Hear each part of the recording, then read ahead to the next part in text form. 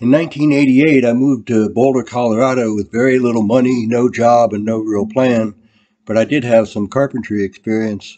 I called the number on an ad that said, "Framing animals wanted, no botherers." "I can frame," I told the person who answered, "but I don't know what a botherer is." "That was supposed to say no butchers," Jack practically shouted into the phone. "I got a full refund on that ad." It took me a while to realize that both the shouting and the propensity for getting free stuff was typical Jack Elm. I met him the next morning on the job site. He hopped out of his truck in brown work boots, red shorts, and a faded t-shirt with a picture of a woman wearing a bikini. He seemed uniformly bloated, like his hands, his gut, and his face had all been hooked up to an air compressor for too long, but he didn't seem to have any trouble getting around. He waved his cigars at his guys out working in the field setting foundation forms. "So you know what you're doing out here?" he said. I told him I can cut square and read a tape. I admitted the fact that I had never worked on a foundation before. He studied me with that pie-pan face and those sharp blue eyes. He seemed to listen with his eyes. Then he chomped on his cigar, stomped off through the fields. "Follow me!"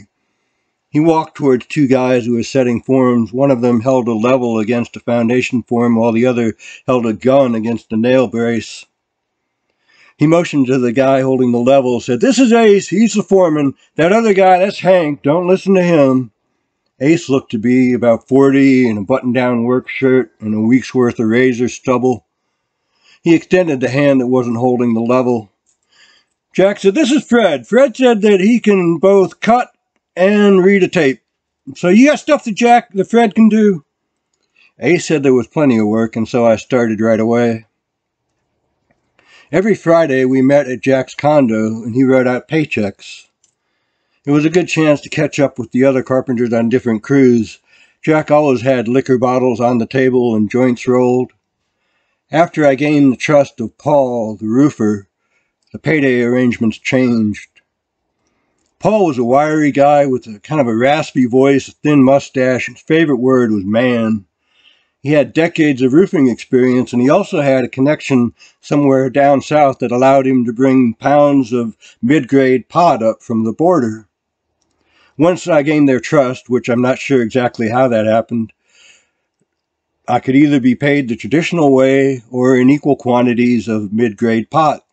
If I wanted a quarter pound or a half pound, I'd call Paul, he would bring it by my room, and then the next payday, I would sign my whole check over to Jack and give him the remainder of what I owed in cash. On those paydays, Jack took in more money than he paid out. How he reconciled that with his accountant, I never even tried to understand. For safety reasons, Jack initiated a hangover policy. If we got to work too hungover to see, we were supposed to go lay down in the garage until we felt better. In August, George Thorogood and the Destroyers played with the Allman Brothers at Red Rock. It was a concert that seemed designed to draw from a wide range of music lovers and people who just liked a good party, which included pretty much all of Jack's crew. The next morning, the homeowner showed up unannounced and walked into his garage to find a half-dozen carpenters sprawled out on the concrete in various stages of consciousness. Jack appeased him somehow, though, and made it sound funny when he told us that the guy had said he heard snoring as soon as he stepped out of his vehicle. In September, a hailstorm came through the city, and suddenly thousands of people all needed a new roof, and they had insurance money to pay for it.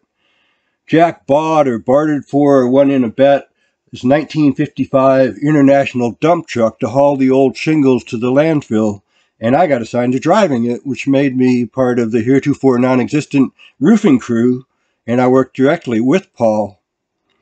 The first big snow came through before Halloween. When it started to melt, Jack pulled up on the job site and yelled up to Paul that he'd like to talk. Paul went down the ladder. I couldn't hear them from the top of the roof, but Jack mostly waved his cigar around in circles, and Paul mostly shrugged, and then Paul came back up and said, "Man, apparently I need to go check on a small leak. You hang tight." That Friday, Jack said the bank hadn't been able to clear his draw, so he couldn't write checks, but he gave everybody $50 to last through the weekend. Right away, Ace poured himself a shot of whiskey, said my wife won't let me spend more than $50 before Monday anyhow. 2 weeks later, it happened again, only this time Jack said it would probably be until the middle of the next week until they cleared it up. So this $50 had to last us from one payday to the next.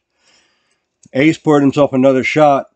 He said, only 1 week? You know, lots of companies hold back twice that long. Which was true, but normally stated up front.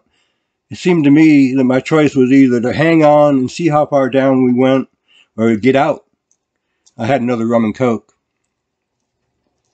I spent December and January stretching $50 from payday to non-payday, often getting a check, often not, never really getting totally caught up. But it was the worst time of year to look for another job. Then in February, Jack pulled up to the job site and asked me to stop by his condo on the way home. When I got there, he was alone. I thought he might be letting me go, but instead he mixed me a drink. Rum and coke, right? He said. I said, yeah, and sat down on the table. He motioned out the window. He said, you see that Monte Carlo out there? I looked out the window and saw what he meant, a burgundy, new-looking Monte Carlo parked at the curb. He slid the drink across the table to me with a white envelope. He said, there's a spending money in there, an address in Carlsbad, New Mexico. I need somebody to run down and grab some materials from a friend of mine. I didn't know what to say. I knew materials didn't mean nails. He said, knock on that door tomorrow. Tell him I sent you. You're on the clock both days, time and a half. I took a drink and looked at the envelope. It was good. Jack knew how to mix a drink. Carlsbad, I said. It's only 3 turns once you're on the 25, he told me. Just be sure you call me before you leave there and head back. Carlsbad didn't impress me as a very big city. It was mostly open desert. The address in the envelope led to a small house in a quiet neighborhood. I put the envelope in my pocket, locked the Monte Carlo, and knocked on the door. The woman who answered looked a little bit younger than I was, with straight brown hair and a red flannel shirt that covered her jeans past the hip. Hi, I said through the storm door. I'm Fred from Boulder. Jack sent me. She turned around and projected a sentence in a clear voice toward the interior of the house that I'm sure reached every corner of it, but my 2 semesters of college Spanish utterly failed me.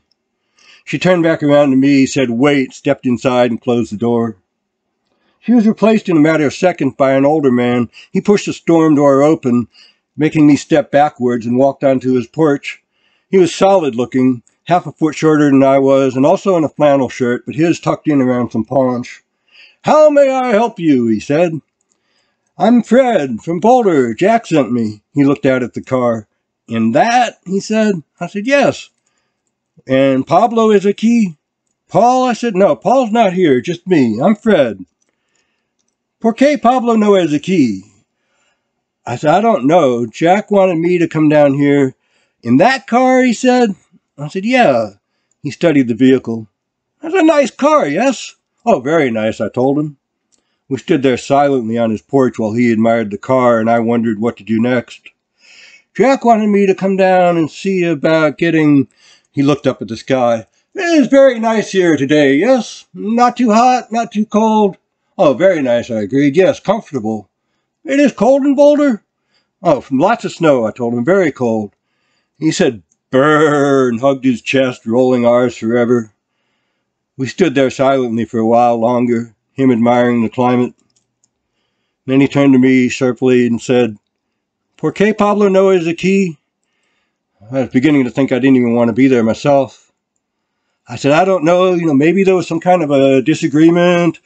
A disagreement? What disagreement? I said, I don't know, I'm just guessing. He said, you drive here in your nice car, all alone. I said, alone, yes, but that's not my car. Jack let me use it. He said, that's Zach's car? I said, well, he had the keys, I told him. And then he smiled. And Zach give the keys to you, Fred.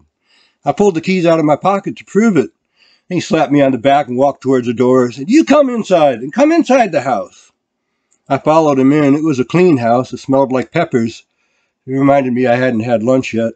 He motioned me to a couch, and then he disappeared down the hallway. I sat there and watched green and yellow fish swim around fake seaweed in an aquarium across the room. After they'd swum a couple of dozen laps, he reappeared with a black duffel bag. He set it on the table in front of me. A key. He said, here it is. I didn't even touch it. I said, "Could I please use your telephone?" "Huh?" he said. "Could I please use your phone to call Jack?" "Ah, see," and he rattled off some Spanish very quickly that I didn't follow. "Pardon me?" He repeated it.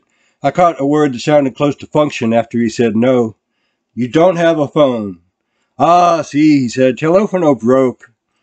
I told him Jack was absolutely clear that I have got to call him before leaving here. "Zach, Zach," he said, waving at me and the bag and the door and talking very quickly in kind of angry Spanish that I could not follow at all, until he was interrupted by the sound of a telephone ringing from somewhere down the hallway. It rang twice and stopped. "Ah," he said, "pero no es mío." "Pardon me?"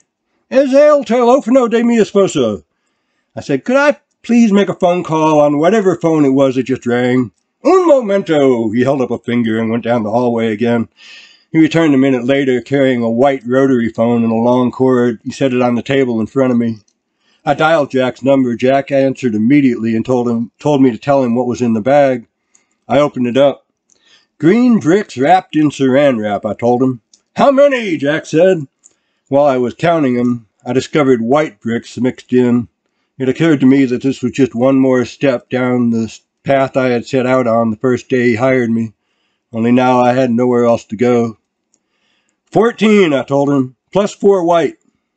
4 white, Jack said. "Are you sure?" I looked again. I told him there were 4 white. Jack said, "Let me talk to Miguel." I assumed that the Hispanic gentleman on whose couch I sat and with whom I'd been speaking for over an hour without introduction was Miguel, and I handed him the phone. "Jack would like to talk to you."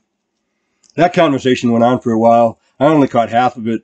Miguel spoke all in Spanish and walked toward the kitchen. I had only ever heard Jack speak English. He sounded defiant at first, and less so the longer they talked.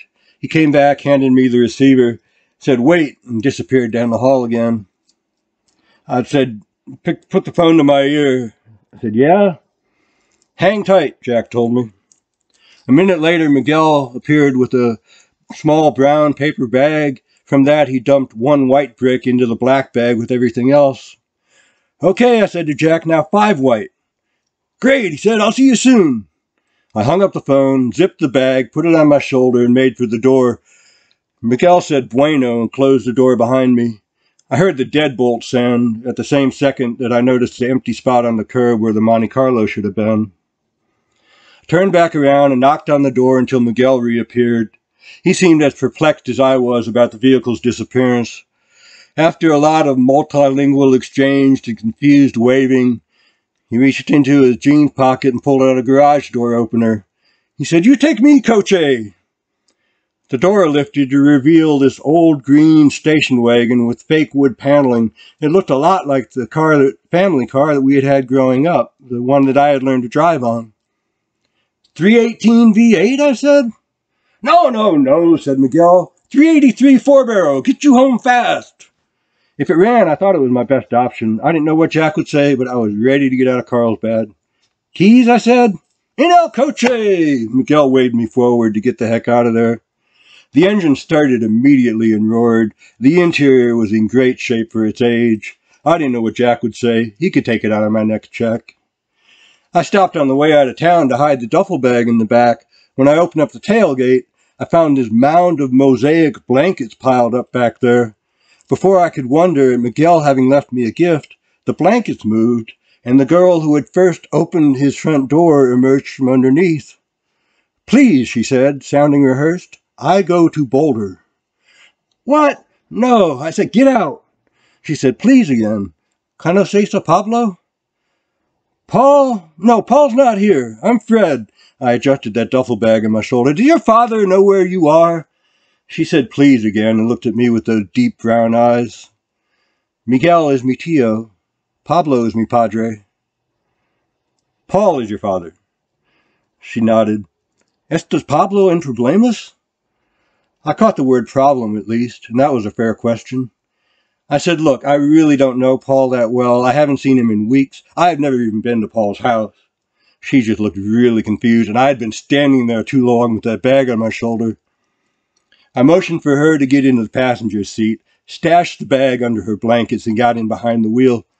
We sat there long enough for me to recall enough Spanish to find out her age.